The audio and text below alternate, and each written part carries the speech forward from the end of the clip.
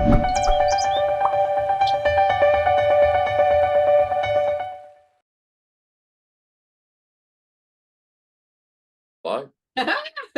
Oh, look at that. First time I was ever on you. Oh, yeah. Here, it's class. I love it. Hey? That is a class t-shirt. What the hell all about? Don't pull the trunks down. Up, Not yet. up.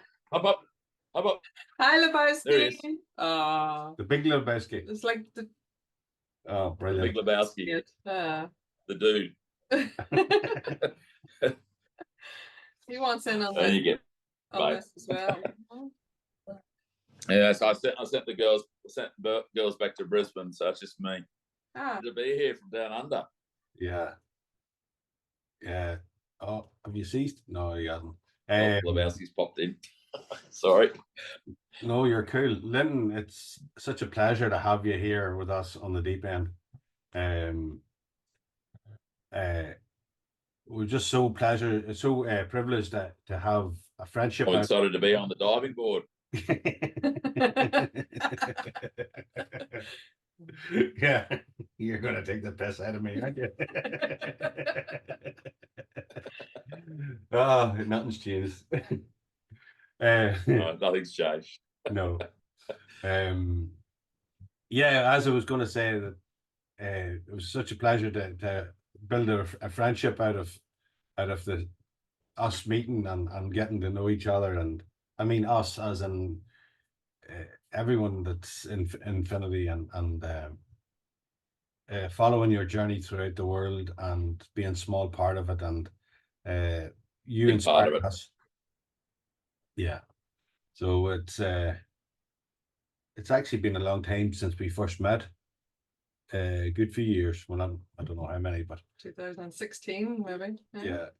But yeah, I think so. It's been a good journey so far, and lots more to come, and lots more to see. Yeah. So For sure.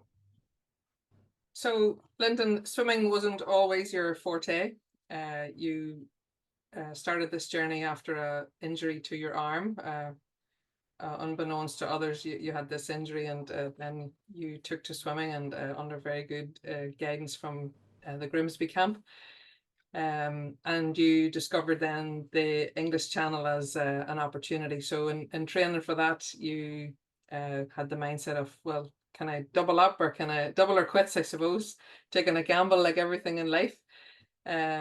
So you swam Rottnest and then Port de Pub back to back as a mind game to yourself to say, well, if I can achieve this, I can achieve an English Channel, and knowing about the North Channel that you could do both. So talk us through that start of your journey.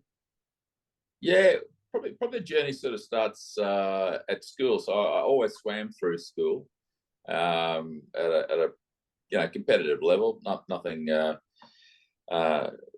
to represent your country, but represented the school throughout, and played a lot of water polo as well.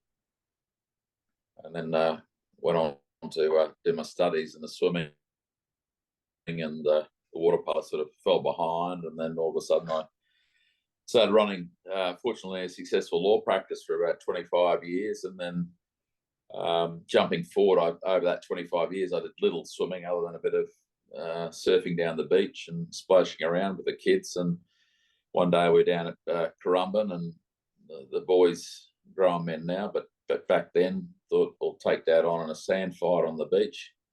And I had both of them chasing after me in ankle deep water, and I thought, this is where the old mind's writing checks that the body can't cash. But I thought, I can run at full speed, bend, scoop sand, and throw in the same motion. Physics dictates it. You can't at my age and weight. So as I was running and bending and scooped, the hand was like suction with the water and the sand. The hand just stayed in the sand, and the whole body, the 110, 120 kilos of me, kept running forward at full pelt. And I heard this almighty crack. I actually thought I broke my arm. It was that loud, but it turns out it was my right bicep tendon just snapping clean off the bone. And so I sort of went for a bit of a tumble down. The boys thought I was playing dog, so they then jumped on top of me and started laying into me. So I had to push them off and sort of get out of the water by myself to have a bit of a breather. And then anyway, long story short, there's a fellow I knew reasonably well as an orthopedic surgeon, and told me that the physios and the MRIs and everything I had weren't right, as I sort of suspected, and that it was just clean off the bone. So he got me in the next day, and I catch you on the bicep and the forearm, and I open it up, and they just put a screw your tendon back onto the bone, clip it on the other side, and then after that, I couldn't move my hand for about almost sort of 6 months, and I was pretty excited when I was able to lift a 1 kilo weight. I thought, well, we're back now, 1 kilo. And then started building on that. Then I started doing swimming for rehab. And then, when I made my first 50 meters, I was pretty proud of myself. And then 50 turned into 100, and 100 turned into a kilometer, turned into 10 kilometers, turned into 20 kilometers, 30 kilometers, 40, 50, and 60. And I think that's about the max we've got to. And you're right, we say, Jacqueline, about the English Channel. I did the back-to-back port, Rottnest Island, port to pub. That was a real challenge, and I just sort of had in my head, if I can do that, that's a great stepping stone. And before that, there's a swim up at Majimba Beach, which is a 10K swim. So I probably went the 5, 10, 20, and then just before the English Channel was Gibraltar Strait, from Spain to Morocco, as you know. And once again, I thought that was a good stepping stone. If I could make that one, we'll go on. But I've never experienced cold before. Unfortunately, I had an incredible group of three ladies that swam, two sisters from Mexico, still friends today, and a lovely Spanish lady as well. So I swam across with them, and it was a real fun swim. With that one, and the crew, and the cheering and the yelling from the Mexicans and the Spanish and my family. And then after that, I thought, well, okay, English Channel's looking all right. And at the time, I was training with, as you say, Trent Grimsey, who was the world record holder at the time for the English Channel, and had an incredible group of swimmers. Many of them who had done the channel, and a number who were preparing to do the channel at the same time that I've done, and a couple that have since gone across with you on the north, with Anna and the like. And then coming from Queensland, it's you have the hot tropics here, and at the moment, believe me, we're in tropical weather. The humidity is almost 100%. In 30 degrees, and the thunderstorms cracking through. You've both been out here, so you know what it's like when our storms kick through. So it's pretty hot at the moment. And I've never had any real cold exposure. So I used to travel to work to London twice a year to catch up with clients and file reviews over there. And I took that opportunity to try and get some cold acclimatisation. Got on the internet and saw this crazy group of people from Infinity promoting a cold water camp, and I think I got in contact with you straight away and said, yep, you're in. And I had no idea, because I think the coldest I'd been in was probably about 25 degrees, and I thought that was a bit fresh at the time. And then I met our good mate Andrew McLaughlin, who thought, well, not sure how this Aussie's going to go. But I stuck with it, and I was fortunate enough to did all the qualifyings. I can't remember if they were 8 hours or longer back then with the original camp, but that really was a comfort to me, knowing that I could,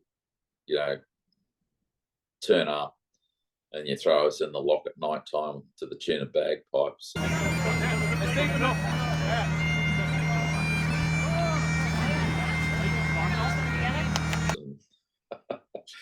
It's probably about 12 degrees or something. It was bloody cold. I remember that.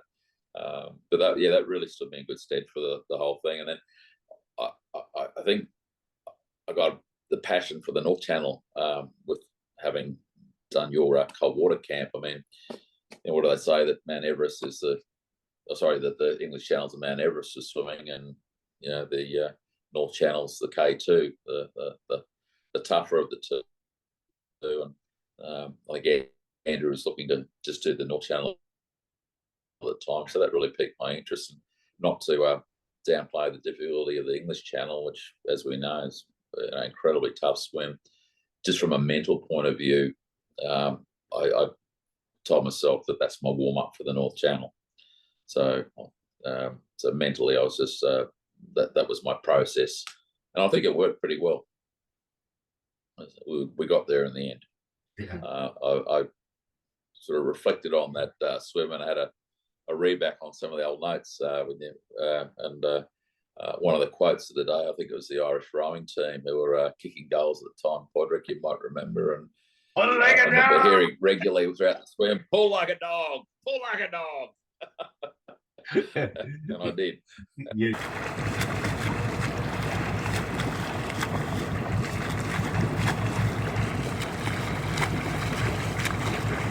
But my only regret about the North Channel is we didn't land bang on Port Patrick Harbour to get my beer, and that was the reason to tree for going across, Pádraig.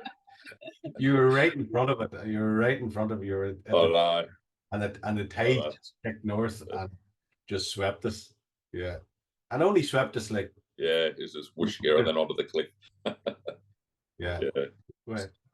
It's one of those extraordinary swims in the North Channel, because it's like, I remember going across, everyone's just going, you're mental. There's only 3 Aussies that have done it, and it had. I think at that time it had a really low success rate. I think that was at 30%. I mean, you guys know better than me, but that's what we're told out here. Yeah. And then there was a fellow, the third guy, Guy Moore, I think it was he came and spoke to everyone at the cold water camp about the English Channel and the North Channel, and he heard that I was doing it, and he's saying it's the most horrendous thing he's ever done in his life. It took him to the darkest of dark places, and if I make it, the first thing that come out of my mouth is, why did I do that? But it was quite the opposite experience for me. I absolutely loved it. As I think we had some good crack and good chats on the way, and half of my beautiful family on board, and one back in the harbour with the Infinity crew, and Lockie back in Oz. So yeah, I mean, I was blessed, and conditions were reasonably good. I think we had a pilot whale too, and a few dolphins on the way. So not to say it wasn't a tough swim at all, No. because it is that. I mean, it was cold for an Aussie boy, and it was. I think it was that 2.5 weeks or so after the English Channel. Yeah, sort of back to back. Someone else went pretty close to that too, didn't they, Pádraig? Yeah, you took the record there. See, it's yeah, we looked at that. We said Linton, what was it, 16 days, and Lucas Karzalski, he is 15 days, and then Pádraig was 38 days turnaround. A few in between. John Houghton's there, Pierre Lord, that Caroline Block. So that was a few, probably last year we did that. So there's a few more to add to that, because there's been a quick turnaround. Yeah, I'm sure there are. Yeah, as well.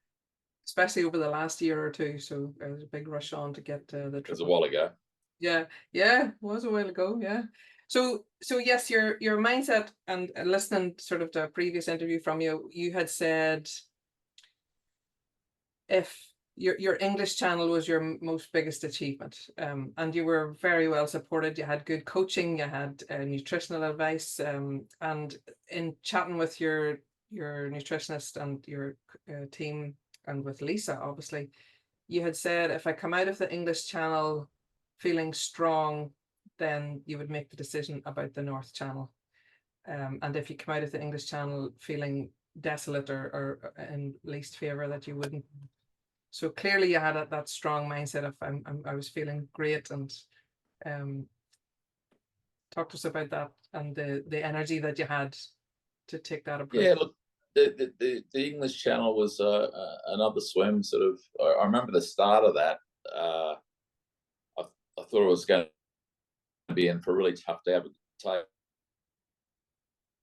because I remember leaving Shakespeare Beach and under the cliffs of Dover, one cliffs, and the water was, the only way I could describe it was this really disturbed water, and yet you literally had no purchase on the water. Didn't matter which, where your stroke was, you seemed to be just going through it and being bounced around. I thought, well, gee, if it's going to be like this, it's going to be a long day at the office. But fortunately, after the first couple of hours, we got out of that disturbed water and got into a fairly good rhythm. And I think we had Tim Denyer on the boat too. On that one, I had my two sons, Lachlan and Nick, while Lisa and Angie stayed back.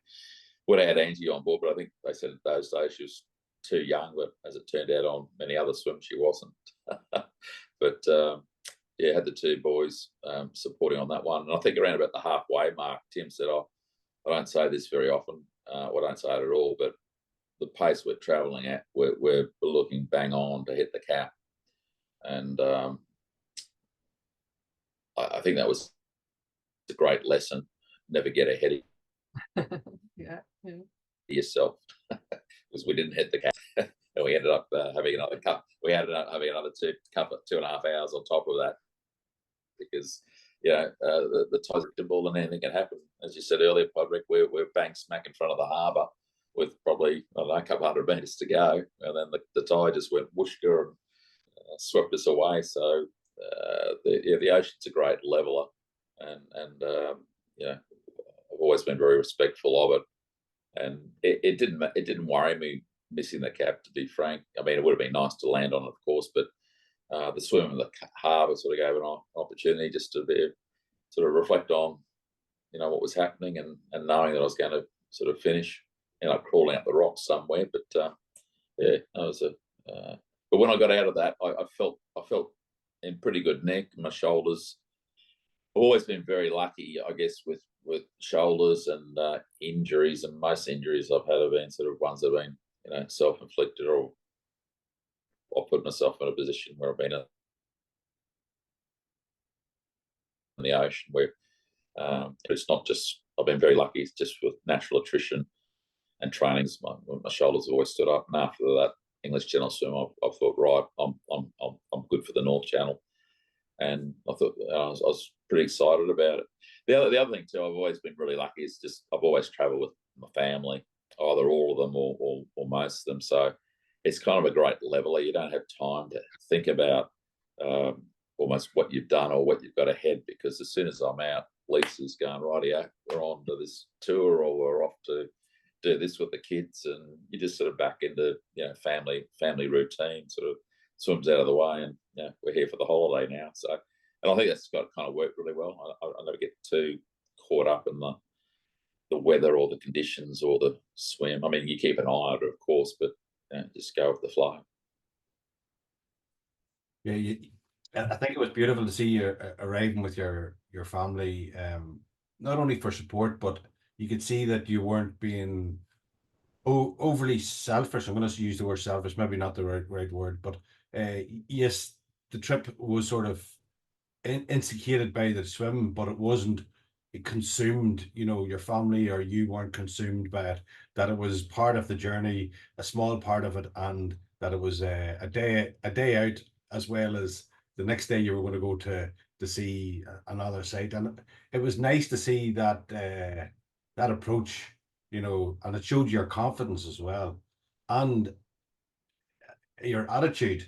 One thing for us, I suppose, I'm going to pop right back to hit the wall, is that we take notice of people's attitude during the 8-hour or 10-hour swim, and how they're coping. And you always find someone struggling mentally, and it is mentally during one of those swims. But you always see the diamond in the pack, and you were one of those diamonds, like Amy Gupser as well as a diamond, that really lifts the whole group of swimmers and starts joking about things, and brings the meaning of life right back to, we're here today, we're going to enjoy it, we're going to have a bit of crack, we're going to be finished in a few hours, guys. Let's go and have a bit of banter, and we'll have a few pints and a bit of crack later on, and and really helps other swimmers around you to sort of settle and just get on with the work at hand. And I noticed that was probably one of the first things that stood out for us when we first met you. Oh, thanks for that. But yeah, I think it's always the journey rather than the destination. And as you say, that the swim's just sort of, you know, one small component of it, and seeing others succeed. And I gave a talk the other day, and I was saying again, and I always say, I think, you know, marathon swimming is the best team sport I've ever played. You know, everyone's involved. You know, it's everyone. We're people in the water. You know, we're just the ones who sort of stand up on shore at the end, but it's everyone who gets you there, and it's the camaraderie and the great friendships. I mean, the oceans join us, you know, across the world. And as you say, I mean, I've been blessed to, you know, have you guys as great mates from first time we met right through, and done some great adventures together at other destinations apart from the North Channel. And that's the beauty of marathon swimming. You meet so many like-minded people, but it's always, I like, to me, it's having fun. I can't take it too seriously. If I did take it too seriously, I wouldn't be able to do it. Even to the point, I think on the actually just reminds me on one of the cold water camps, I think we had a question, answer question scenario with Jonathan Ratcliffe and a few of the other swimmers there, and people were asking about feeds, and Jonathan's answer was, you know, it's critical at feed time. You throw it down and you get going and you just focus. And he said, unless you're Linton, he loves a chat. And that's it, because when I come, you know, when I come in, I need that interaction and having a chat, and I want to know how the crew's doing as much as I'm doing, you know. So it's just sort of something to think about to go on with. It's just, you know, making sure that we're all enjoying the journey and all digging in when it's tough as well. Well, one of your biggest fans and one of your biggest support swimmers is Angie, your daughter, and how much she has grown through this journey. And for her to be able to present at school and say all of these countries that she had visited and the waters that she swam in, and her joy of the Irish culture and being here was very nice to hear in her presentation. And one of her sayings that has resounded with you was her joy of her love of animals, and she would have said, "Dad, be like a chameleon, adapt to your environment." And I thought that was very indeed, something that you would. Yeah. I've just missed you dropped out there, Jacqueline, with the last bit. So Angie said, "Be like a chameleon, Dad," and it is something that you have adapted to. Yes. Yeah. Look, very much so. And I just go into any environment that I'm in, and as you say, I sort of take on that. I try to blend in with what we are. If I'm in a freezing cold environment, I'll just say, well, that's my environment, that's where we are, and we just sort of adapt to it. Or you go into the hot, you know, the stinking hot ones too, as well. So you just sort of try and adapt, you know, to where you are, and not treat it as foreign, even if it is, you know, completely foreign and the antithesis. So, you know, it becomes a norm, and you feel comfortable in your environment. So you started your North Channel, and it was 12.1 at 4:50 in the morning. Describe your emotions as you jumped in the water. Okay. At Bobby's Point.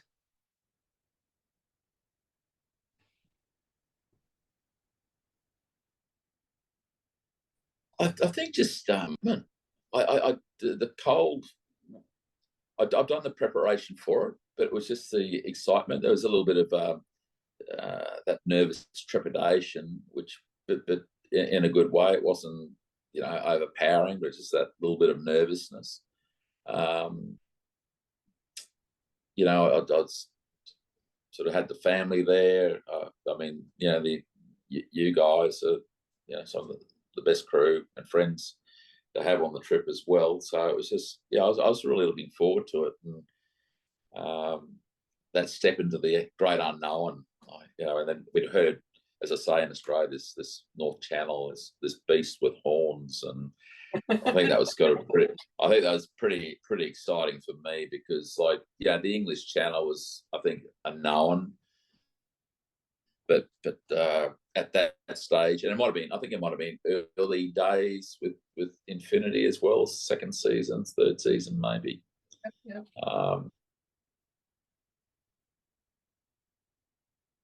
I was following on Andrew McLaughlin. I'm going to give us your first across. And yeah, it was nice to have done the training with Andrew as well, and his lovely wife giving Lisa a few tips on how to motivate husbands to get across. As it well. Certainly worked. Not sure Lisa. I'm not sure Lisa embraced everything there, but yeah, I mean, it was just it was the excitement of getting in, and I remember going in, and you had to navigate the rocks to get up. And I sort of stood up, and you guys, I remember you saying, "Look, you got to be sensible. There's obviously clearing the high water and clearing the high water, but when you had the moss and the slippery rocks, I think I was about knee high or something." And the observer said, "No, keep going." So I remember getting down on my hands and knees and sort of crawling over these rocks, and so that sort of added to it was just, bang on, making sure that you're not going to fail at the start. And I remember when we were about ready to go, there's there's something like "Good luck, Linton" or "Linton." And I was looking around, it was dark, and I couldn't see anything. I just heard this voice, and I heard it twice, and I actually said, "Is that you, God?" And it was. Are you really there? And it was. And it was. It turned out to be Martin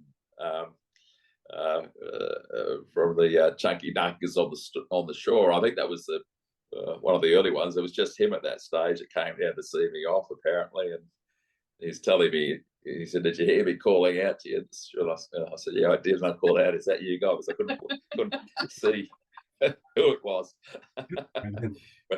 So it was a bit of a sort of a light moment. And then, yeah, just getting into the rhythm, but certainly I think having got through that start, you did feel the cold straight up. But I probably went to the sort of the mental bank and just said, "Well, that's what it is. This is great. I'm enjoying this," and I turned the heater on and kept the heater on all day. You had a really good feeding plan, and one of your specialties was a cup of Milo, which our own Milo was very impressed by, that there was a product even named after him.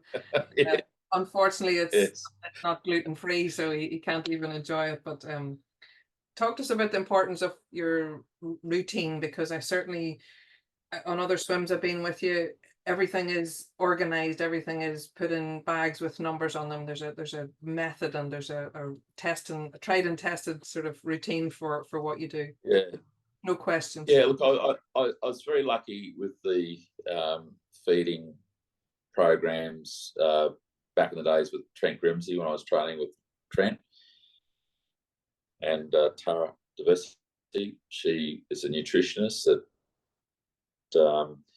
worked with Trent and others for particularly English. It was mainly English Channel crossings then, and she knew and I told her I was doing the North Channel as well. So she came up with a feeding program, and I think it sort of depends on the individual, but she came up with something that worked for me, and we tried it out a few variations on the Rottnest Island swims as well. But she had one for the English Channel and a slight variation for the North Channel.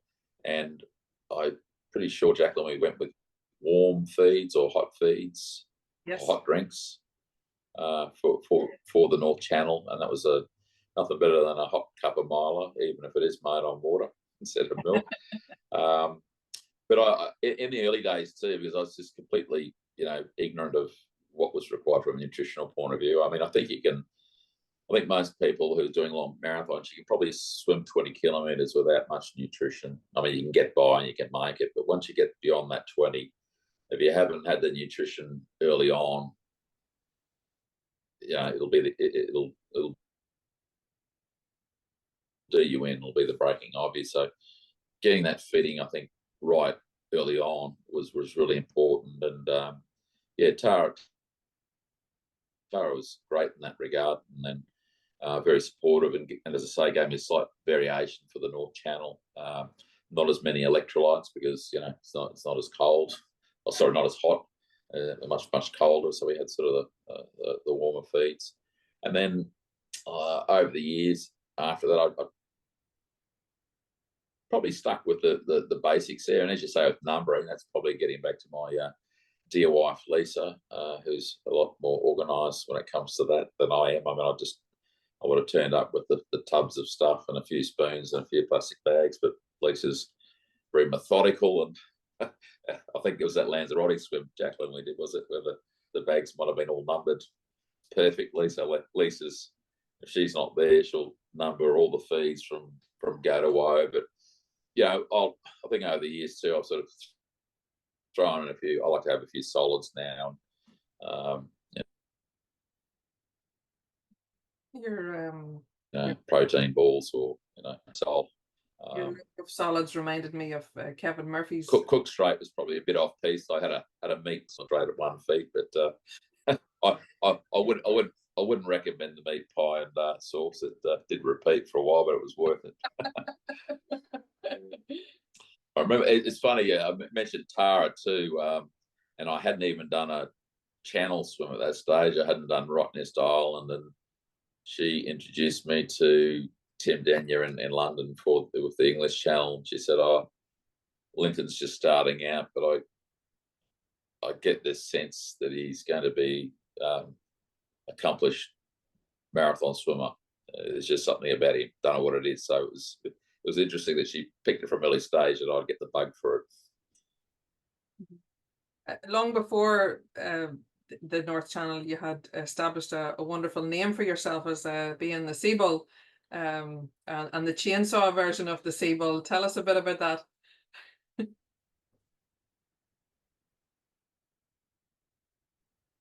It goes back to Mike Powell. Actually, was the one who coined us. There's a mate of mine, Cameron Noble, who did the English Channel after me, and we're good training buddies, and we're great mates as well. And we did the Port to Pub and Rotto together, and we weren't the best trainers, but we weren't the worst. But we probably didn't follow feeding programs perfectly either. So we like a good feed and refueling as well. So we both carried a bit of weight, still do. And then I think it was after we swam, it was either Port to Pub or Rottnest Island, one of the two. And we're coming up to ring the bell for the swim. And then Cam and I were like going to shake each other's hands, and we were almost falling over each other. And he said, "You look like a couple of bulls fighting it out." And then I think sort of the Seabull came about from that. And then we were in a Trent Grimsey camp, and as you know, Mike, he's got a good sense of humour and cheeky and dry. And then he's looking up names of famous bulls in Australia, for the bull riding competitions. And the two most famous bulls, one was called Chainsaw, and the other one was called Midnight Bender. So I told him I'm happy to go with Chainsaw, and Cam could be Midnight Bender. But it ended up being, I think, just SB1, Seabull 1 and Seabull 2, and so it sort of stuck, the old Seabull. One of my beautiful memories of the North Channel with you, I suppose it's not a job for us. Like, it's when we take a swimmer across, we're immersed in that swimmer. And I suppose with you being at Hit the Wall and us having so much fun together, both in the water and outside the water, and we were totally immersed in your crossing. And we had great crack going across, the pull like a dog, things like that just come up, and it really sticks in your mind. But I remember at the end of your swim, you releasing the poppies, the 40 poppies into the water, and I was very touched about that because obviously we come from a background where the poppies aren't so much part of our culture, but my grandfather served in the Second World War, you know, and it's something that we actually should be more prouder of. And I suppose you, because you're from Australia, you let us, or not, sorry, me, see a different side of the poppy and the respect, you know, to fallen service people. So tell us a wee bit about that charity and the significance of it for you.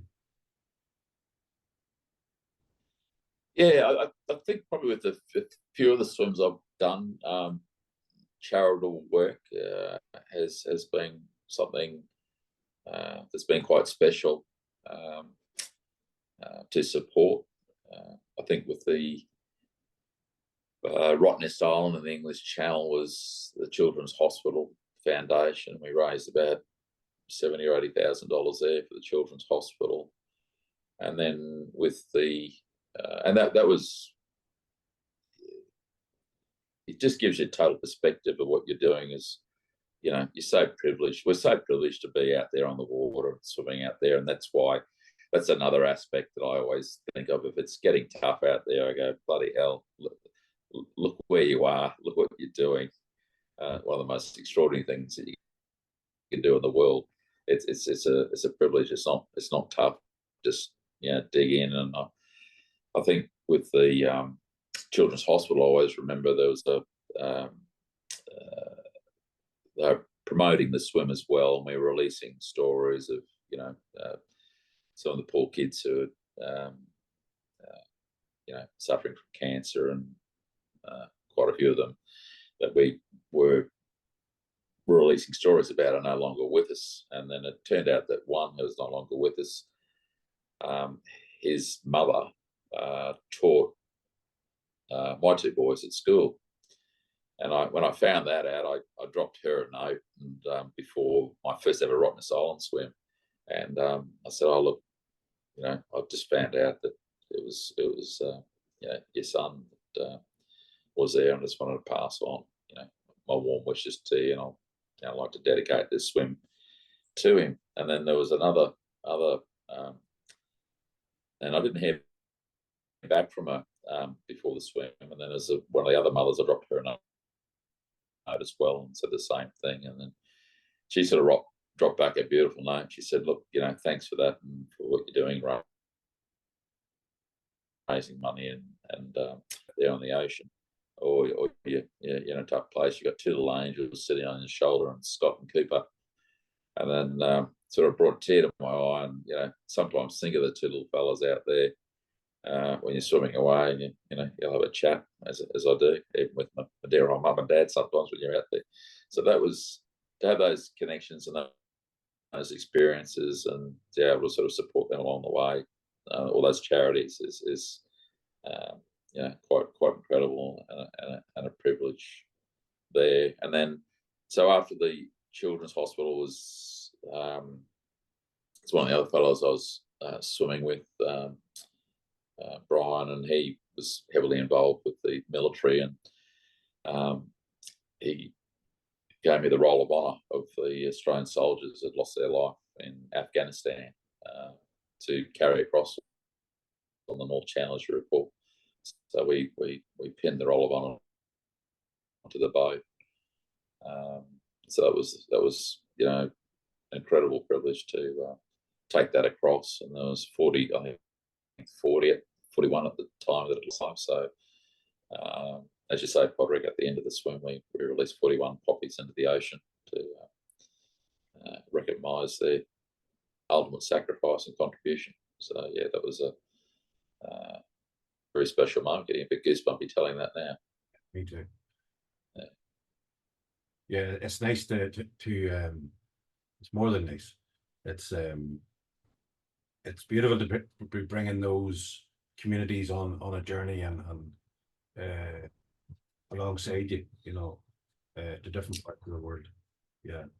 Yeah, and then we did that, and then I think one of the last ones I did with fundraising was with Lord Howe Island, which was the first time that had been circumnavigated. That was, there's so many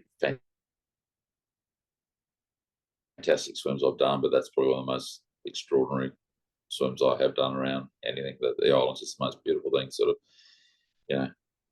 Galapagos meets Atlantis. It was just incredible, and that was a fundraising for ocean plastics research. It's the longest running research.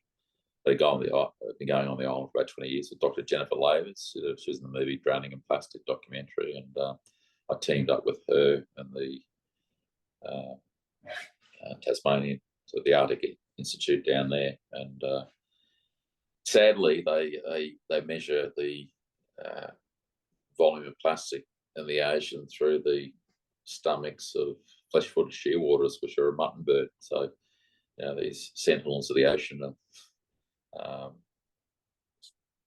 collecting all the plastics, and it's all the microplastics, which it breaks up. It doesn't break down, as you know. So the microplastics is a real crisis.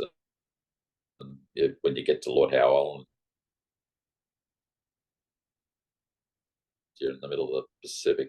It's a place you'd ever see. But all the parents of the fledglings are going around feeding them plastics they're collecting in the ocean, and every fledgling on the island has its stomach pumped, and you can have up to 200-300 pieces of plastic.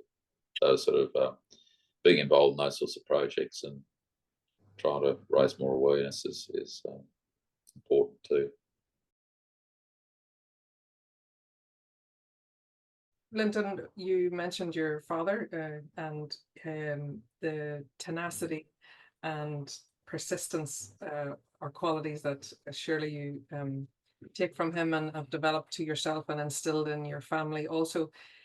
And that has driven you to major achievements in open water, as you mentioned, a pioneering swim around Lord Howe, and all of your Ocean 7 and the successes there. We're not afraid to push your limits, as you know. You had our yellow hat, and with us on our journey, and you obviously from day one. Yeah, day one. We've been to Lanzarote. We've had a successful one-way and attempted to come back and got stuck on the return journey. On overnight on a Bristol Channel, unsuccessful. And I've journeyed with you in lots of other ways. We sent you to Dalriada on a challenging attempt in an early season May with the lovely Amy. And where I'm coming from is sometimes it doesn't work out. You've had your own share of injuries sort of through this beautiful sport, but it does take its toll on the body. Your tenacity and your persistence, how does that bring you out of a darker place, or a sort of when swimming isn't possible, or you can't just set the goals that your mind and your body want to do? How do you help yourself to get back? Because you're coming back at the moment, and I can't wait for what's next. Well, I'm going to church every time I go and swim in the ocean. That's my church. That's my religion. No, it just it's funny. You mentioned Angie before. She and I just were at the beach this afternoon having a competition as to who can go the furthest, catching waves into shore. She's got that love of the ocean too, and it's just this incredible privilege to get out there. I mean, last week I was at our break down Snapper Rocks, which both you've been to. I've been to, and I was out the back, 25 dolphins just within touching distance, just swimming around me and with their babies. And then 5 days later, I had 9 of them again, just literally right beside me. And I mean, those sorts of, or the whales, I mean, that gets you back as well. But I think it's just like that connection with the ocean, and it's just that switch off and getting into the rhythm and the feel. And it's just a beautiful release, and yeah, you just get that great energy from it. And when you don't, yeah, as you say, it doesn't all go according to Hoyle. And we've been down to the Bristol Channel twice, and the conditions, one might say, were less than favourable the first time. I don't know trying where to get back on them. I don't know where we're safer, in the boat or in the water. Well, when I heard that the boat had been broadsided, Time to go home. that's where you decided to call it off. Well, I think one of the most scary experiences I've ever been involved in. That was a story for another. But, yeah, and as you say, Del Riata.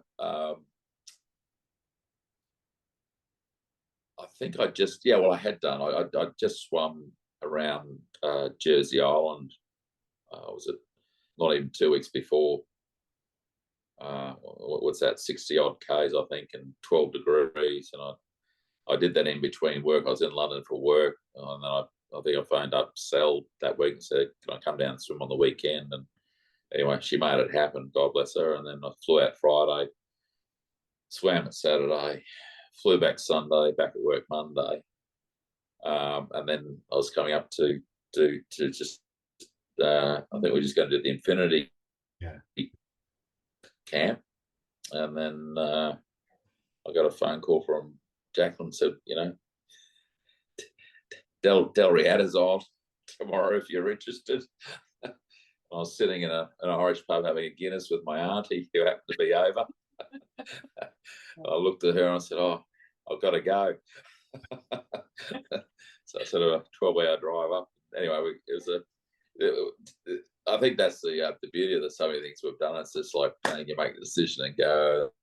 That's the excitement. I mean, Lanzarote you mentioned earlier.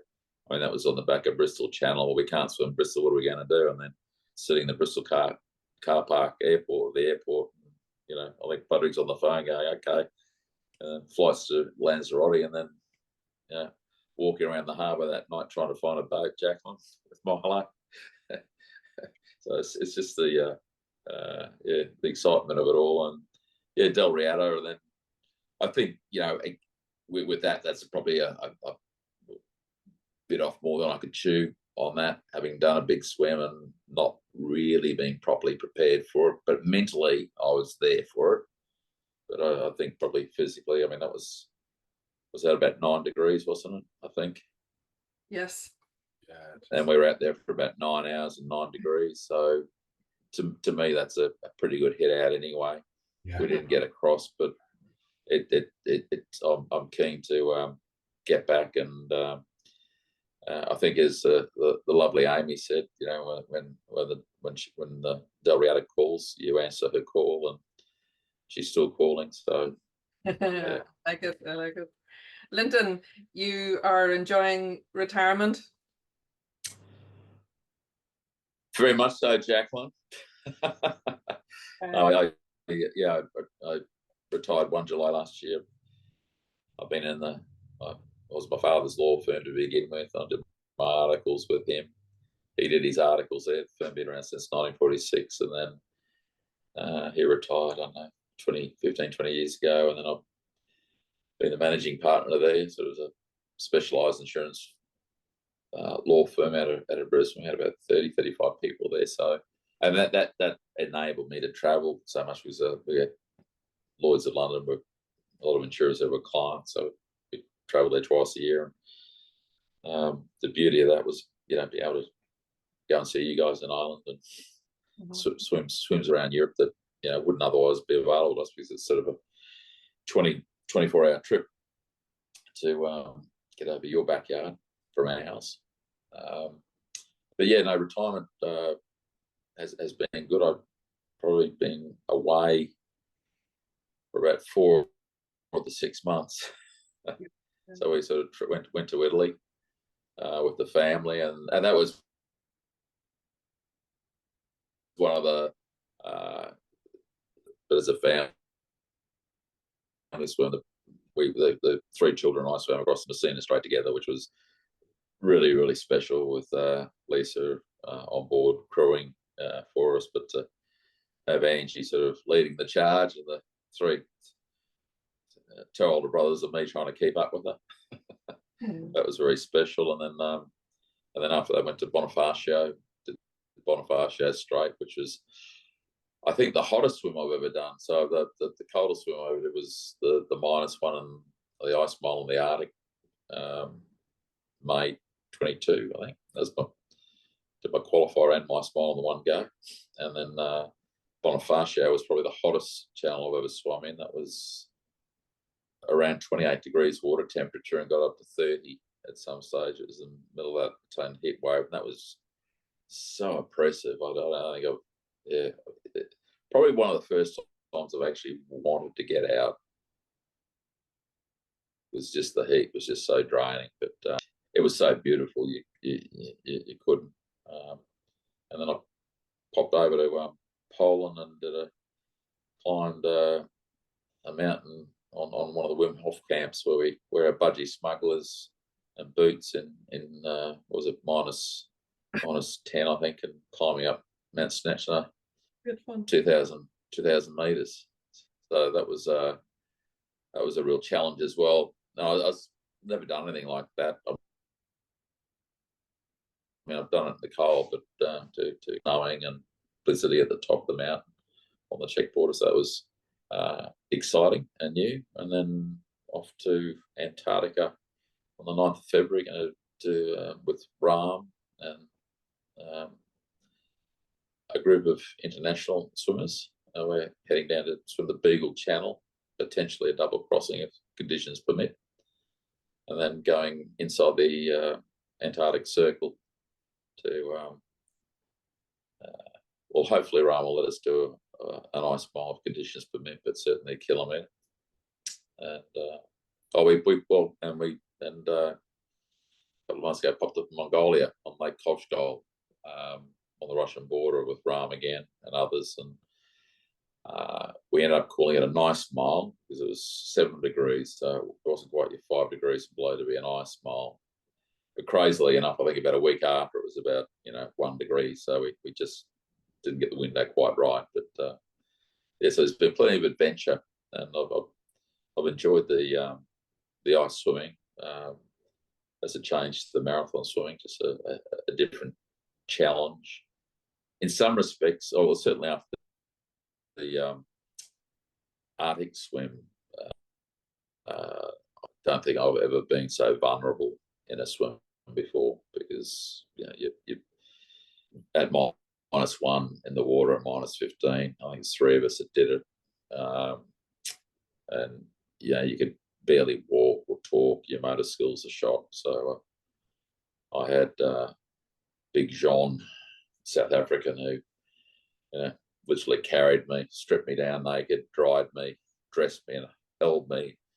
And I'm a happily married man with 3 children, but at that moment I felt very close to him.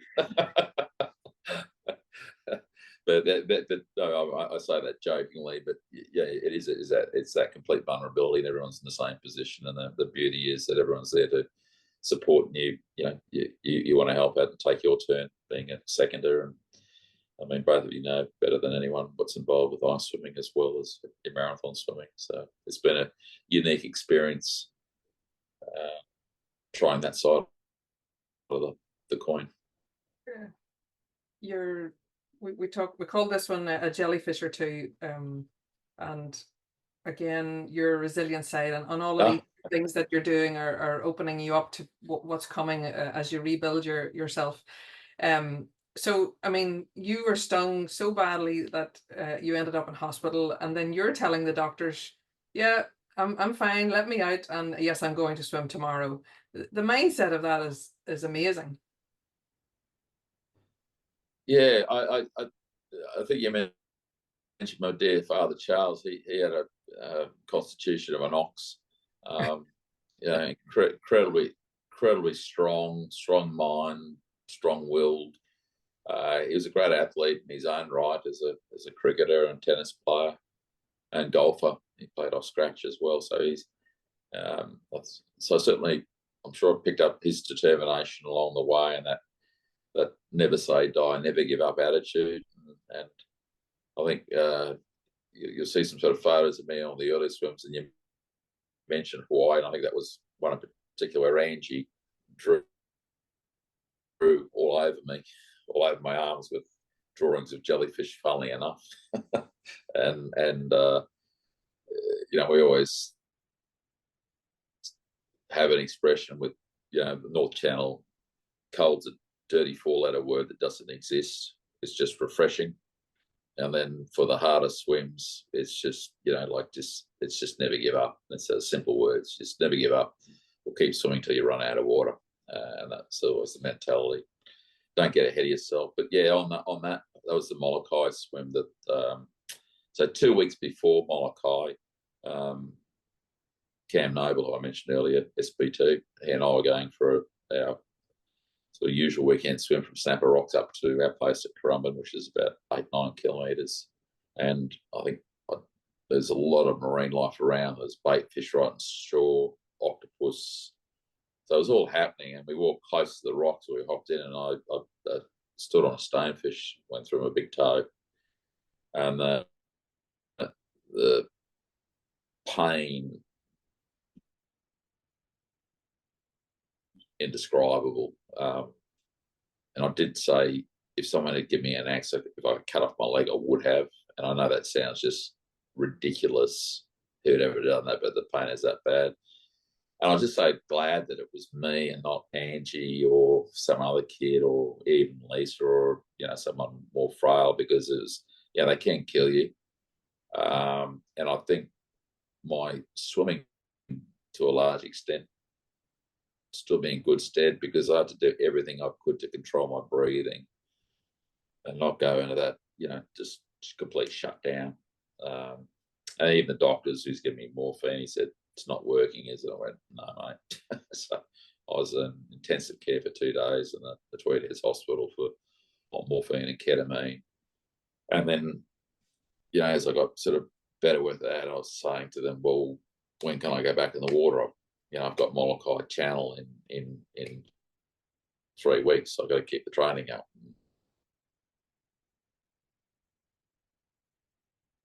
He just said, well, mate, I think you should just, I'm locked in and we're going. So anyway, because they're concerned about bacterial infections. But anyway, we sort of waterproofed it and kept doing a bit more training. And then I got a phone call about a week and a half before my due swim for Molokai, and they said, it was the pilot, and he said, look, your week at the swim's going to be blown out with the trade winds, but if you can get here in the next 2 days, we're on. You got a window.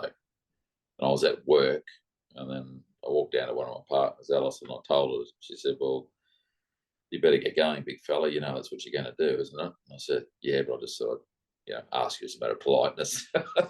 Before I did that. So I phoned Lisa on the way home, and she got on the travel agent, because we were going as a family, and it was going to be my birthday swim on the 30th of June, sort of thing, and they all changed. So Lisa changed my flights. Both boys had finished exams, so they were out drinking with their mates, and finally got on to the youngest one, Lachlan. He answered, and he said, I said, we're going to Hawaii tomorrow morning, mate. Can you get home? He said, I've been drinking. And I said, we'll start sobering up. But anyway, we literally flew out the next morning, and this is where our feed plan wasn't great, Jacqueline, because we didn't have time. I think it was just sort of all thrown together. But we literally jumped on a plane, Brisbane, Sydney to Oahu. And then when we arrived there, our booking at the hotel was about 2 days ahead. So we gave our bags to a taxi driver and said, mate, would you mind dropping at this hotel? And he couldn't quite get his head around that we weren't going with him, and that we were going to swim back from Molokai Island. But anyway, we gave him some cash. He sorted that out. We jumped on, waited about 3 hours, jumped on a plane, got to flew to Molokai.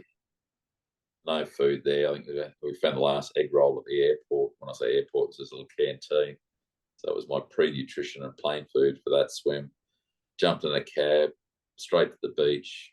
Hadn't met the pilot, other than spoken to, I think, once on the... No, it wasn't him. It was Steve Hammershield I spoke to, not the pilot. And then straight to the beach. And we were just told, well, the boat's coming from Oahu, and you'll see it. And anyway, as it happened, someone paddled in and said, "You Linton?" Yep. Okay, well, we're on. So Lockie was with me, sort of creamed me up.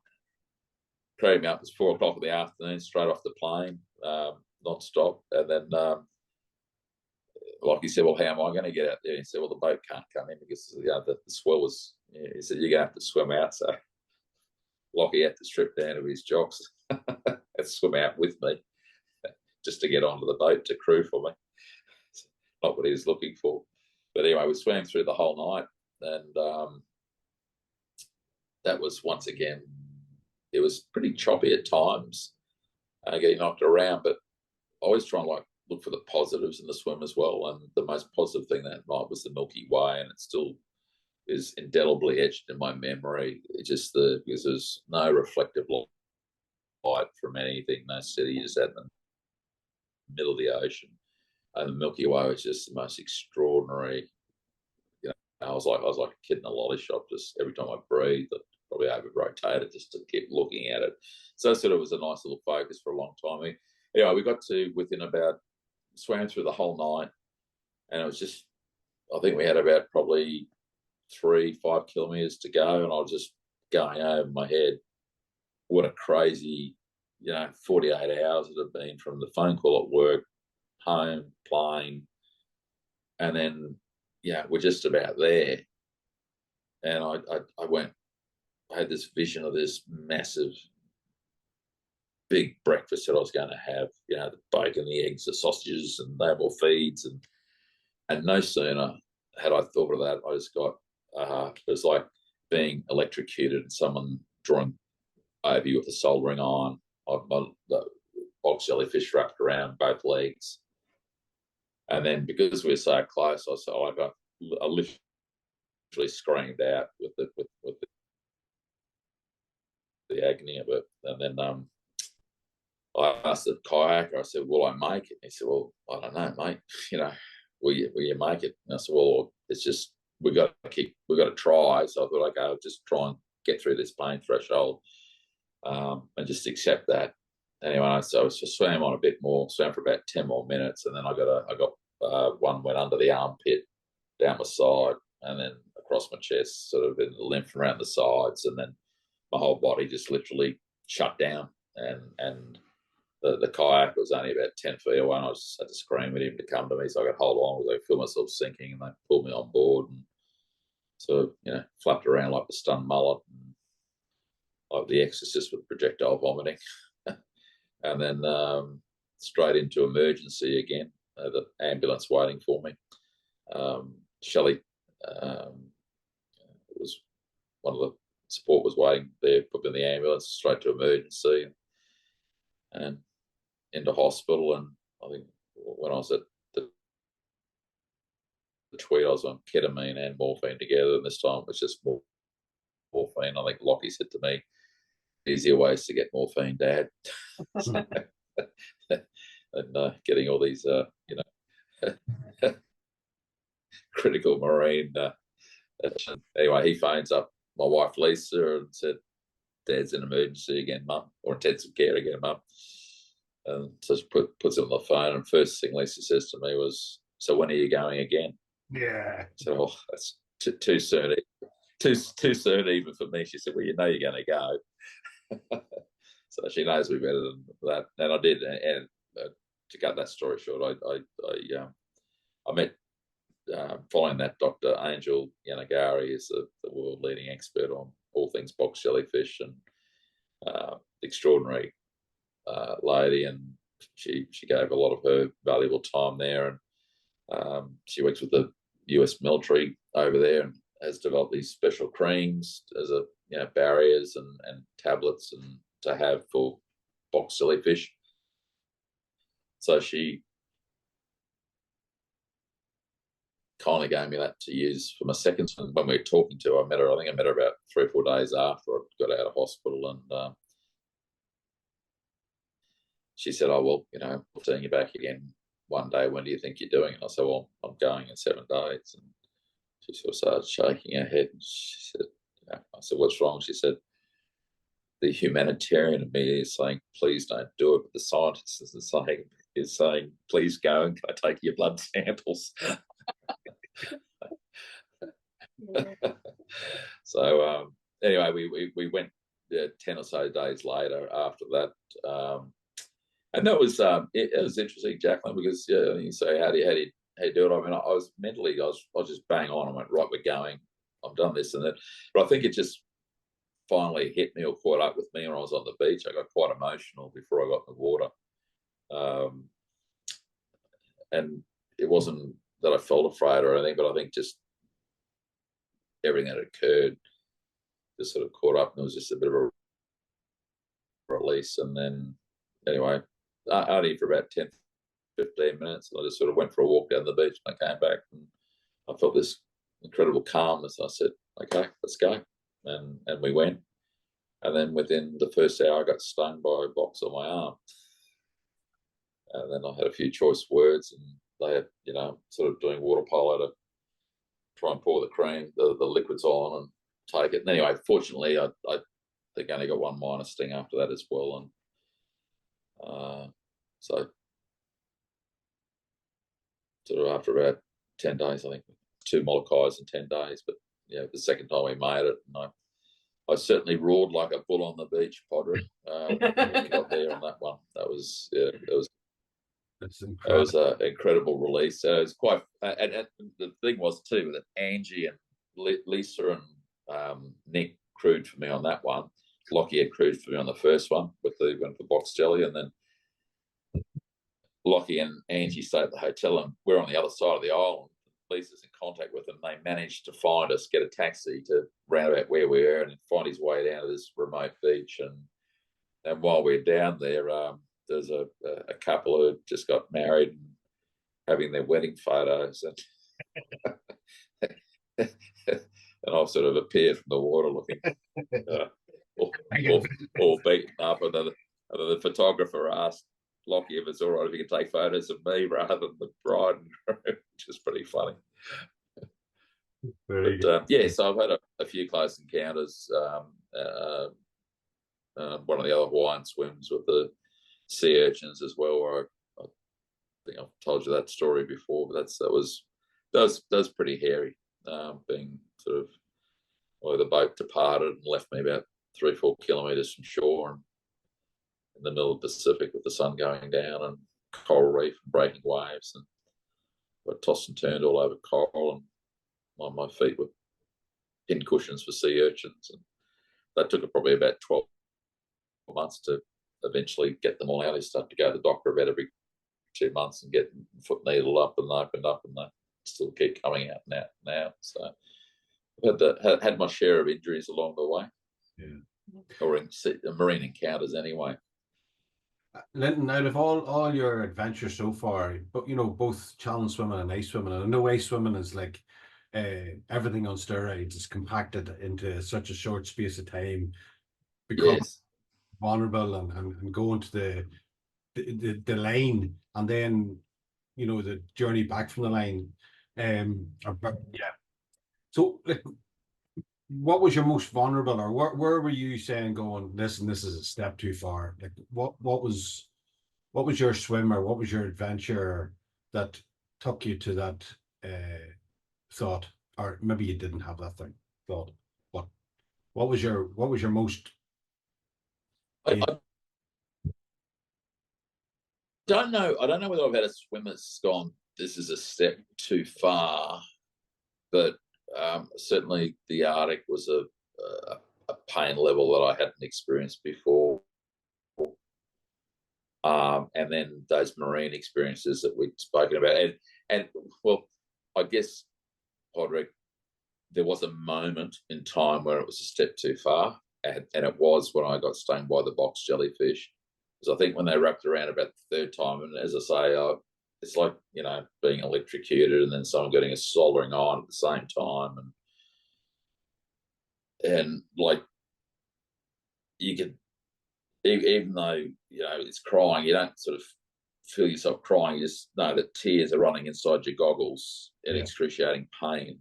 And I do remember vividly saying to myself at that moment, I will never ocean swim again. That's it. It's over. Well, that didn't work, did it? 10 days later, I went back and did it again. But like at that psychological moment in time, that precise moment in time, I made a commitment to myself that I broke. I think, look, that one. I mean, it's been scary experiences. Like even the Bristol Channel. Like, to me, that was scary. That when the cyclone ripped up and getting it back on board. I've had, well, when we swam around Lord Howe, we had a pack of Galapagos whalers that was swimming around me. But that kind of still felt control, but it wasn't a moment, and I didn't get out. I thought they would ease off. We had the shark shields, but probably that moment, I'd say, on the Hawaiian Channel. I mean, it's been certainly times where you just shattered at the end of a swim, and you're broken. But my family doesn't allow me to be self-indulgent for very long. You certainly it's have. Okay. Well, you had your swim. Yeah. We're off to dinner now.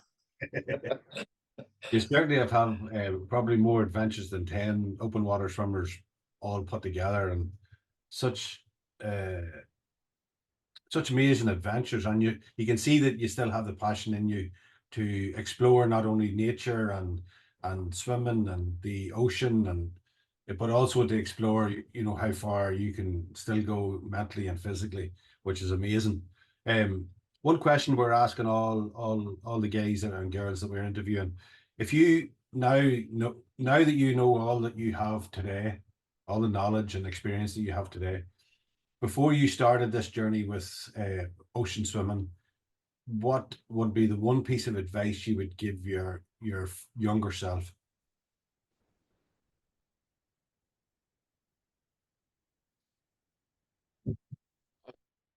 I think it was probably what I always had, that, which is never give up.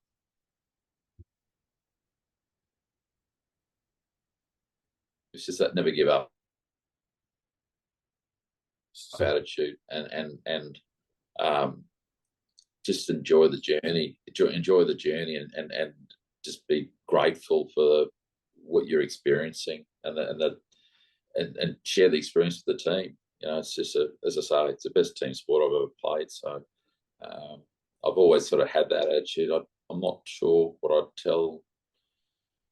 I don't think I tell myself any different, because it's the excitement of the learning along the way. I wouldn't want to not have experienced what I have. Yeah.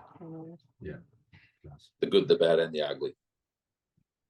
Lynton, it's been all good, Yeah. Lynton, we've been going through a lot. Thank you for all of the knowledge and the experiences, and you can tell you're reliving them as you go through them with us. I remember asking you a question once to say, what was your favorite wine? And you said, it depends on where I am, who I'm with, and what I'm eating. And I certainly feel that has been an ethos of the community that you have met across the way. You've befriended lots, you have supported us in so many ways, and you've brought so many people to the open water swimming table. So thank you for all that you do. Our pleasure, but more importantly, thanks for what you guys do and contribute to the marathon swimming community. Absolute diamonds. It's been a real pleasure, Lynton, and please give your beautiful wife a big bear hug from All in Infinity, and we look forward to escorting you from Scotland to Ireland again on the Dalriada. We have a slot there available for you anytime. Yeah, right. Well, it's got my name on it, and I'll be in. From July to September now. We're not doing any May journeys. Lynton, you're absolutely incredible, and an honour to no more May journeys. Yeah. No. Listen, we'll talk soon. It's a privilege, guys, and a valued friendship. Yeah, yes, very much so. Yes. Very much so. Thank you. Take care. All right. You too. All the best.